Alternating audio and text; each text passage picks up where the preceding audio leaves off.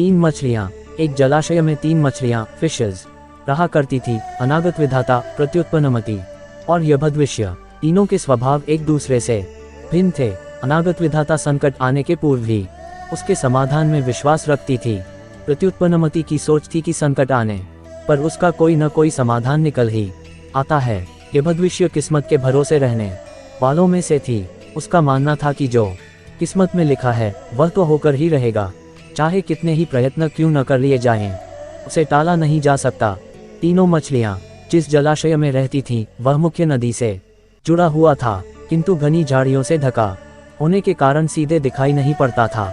यही कारण था कि वह अब तक मछुआरों की दृष्टि से बचा हुआ था। एक शाम मछुआरे नदी से मछलियाँ पकड़कर वापस लौट रहे थे। बहुत ही कम मछलियाँ हाथ आने के कारण वे उदास थे।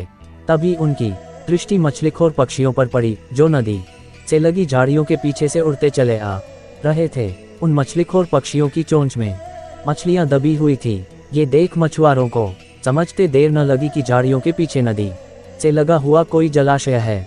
वे झाड़ियों के पार जाकर जलाशय के पास पहुंच गए। वे बहुत खुश थे। एक मछुआरा बोला, लगता है ये जलाशय मछलियों से भरा हुआ है, यहाँ से हम ढेर सारी मछलियाँ पकड़ पाएंगे। सही कह रहे हो भाई, लेकिन आज तो शाम गिर आई है, कल सुबह सुबह आकर यहाँ पर अपना जाल बिछाते हैं। दूसरे मछुआरे ने कहा। दूसरे दिन आने की योजना बनाकर मछुआरे वहाँ से चले गए। मछुआरों की बातें अनागत विधाता ने सुन ली। वह तुरंत प्रत्युत्पन्नमति और यभद्विष्य के पास पहुंची और बोली, कल मछुआरे जाल डालने इस जलाशय में आ रहे हैं। यहाँ रहना अब खतरे से खाली नहीं रह गया है। हमें यथाशीघ्र ये स्थान छोड़ देना चाहिए। मैं तो तुरंत ही नहर से होती हुई नदी में जा रही हूँ, तुम लोग भी साथ चलो। अनागत विधाता की बात सुनकर प्रत्युत्पन्नमति बोली, अभी खतरा आया कहाँ है, हो सकता है कि वो आए ही नहीं। जब तक खतरा सामने नहीं आएगा मैं जलाशय छोड़कर कहीं नहीं जाऊंगी। हो सकता है कि मछुआरों को मछलियों से भरा कोई दूसरा जलाशय मिल जाए और वे यहाँ आने का इरादा छोड़ दें। यदि वे आ भी गए तो ये भी संभव है कि मैं उनके जाल फंसू ही ना। यभद्विष्य बोली, किस्मत के आगे क्या भला किसकी चली है। मछुआरों को आना होगा तो आएंगे और मुझे उनके जाल में फंसना होगा तो मैं फंसूंगी ही। मेरे कुछ भी करने से किस्मत का लिखा थोड़ी बदल जाएगा। अनागत विधाता ने अपनी योजना अनुसार वहां से प्रस्थान करना ही उचित समझा और वह तुरंत वहां से चली गई। प्रत्युत्पन्नमति और यभद्विष्य जलाशय में ही रुकी रही। अगले दिन सुबह मछुआरे जाल लेकर आए और जलाशय में जाल फेंक दिया। संकट सामने देख बचाव हेतु प्रत्युत्पन्नमति अपना दिमाग दौड़ाने लगी। उसने इधर उधर देखा, किंतु उसे कोई खोखली जगह नहीं मिली जहां जाकर वह छुप सके। तभी उसे एक उदबिलाव की सड़ी हुई लाश पानी में तैरती हुई दिखाई पड़ी।